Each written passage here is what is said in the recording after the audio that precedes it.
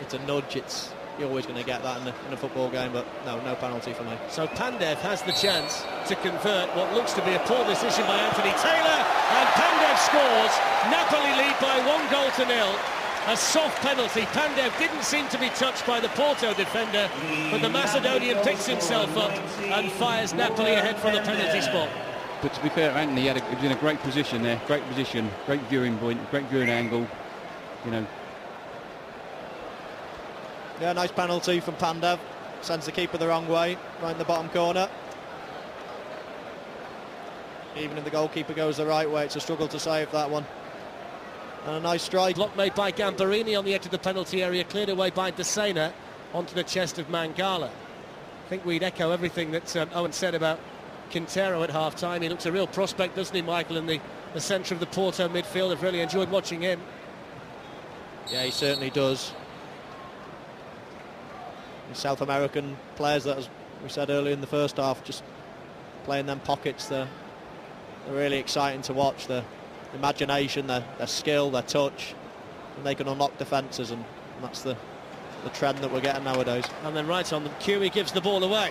Bustling forward comes Pandev towards Higuain. Good challenge by Otamendi, and good skill as well on the edge of his own penalty area to clear for Porto, and he's fouled as well by Gonzalo Higuain.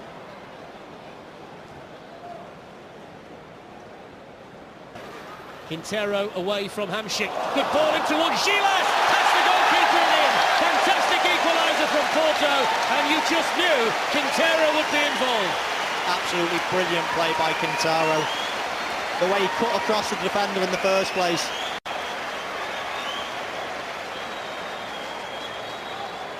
You watch on the replay, he gives the Napoli player the problem here. Cut across, he either brings him down, and obviously a fantastic weighted ball straight into Gilas's path, and a fantastic finish. A great run as well by Gilas, but it's all about that man Quintero.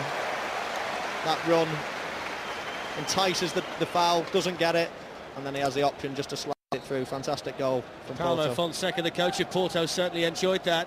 He scuffed it, a growing threat down the right side for Porto in the second half. He seems to have raised his game 2 or 3 notches.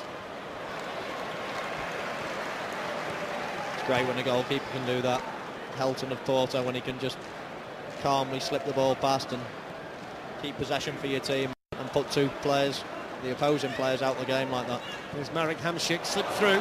It's a good run as well, and Helton saw the ball wriggle past him, but there was a defender behind him in Herrera who was able to divert the danger. The run had been made through the middle for Napoli by Shamaili, which we saw him do a couple of times in the first half.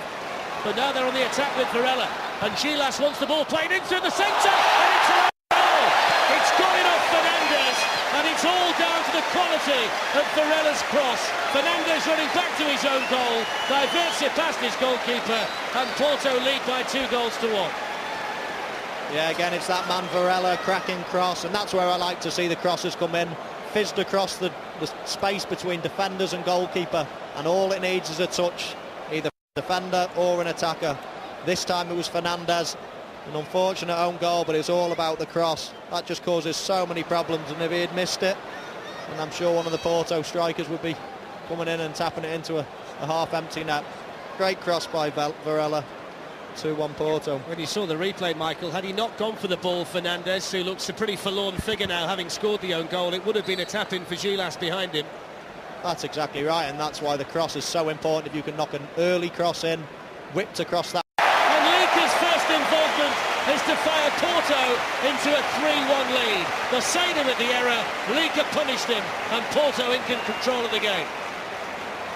Yeah, it was a fabulous ball in the first place by Eduardo.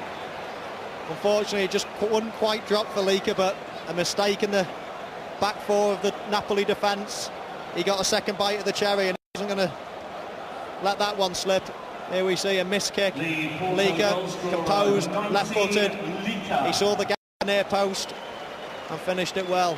It's an awful ball from the Napoli defender, but a lovely finish, and you'd like to think that's wrapped up the game in Porto's favour. I suppose Liverpool supporters watching on BT Sport won't be too surprised by an Andrea Desena error. His Anfield spell was littered with them, but that really was catastrophic with regard to the context of the game, because with 12 minutes to go, it's a 3-1 lead that Porto have, which I think they fully deserve on the balance of play. But you can't legislate for that error if you're Rafa Benitez. No, you can talk about tactics, you're blue in the face, but when your centre-half or full-back makes an error like that, then what chance have you got? I mean, you just can't legislate for things like that. An awful mistake by Dessina, and probably give the game away now. There's Hamsik.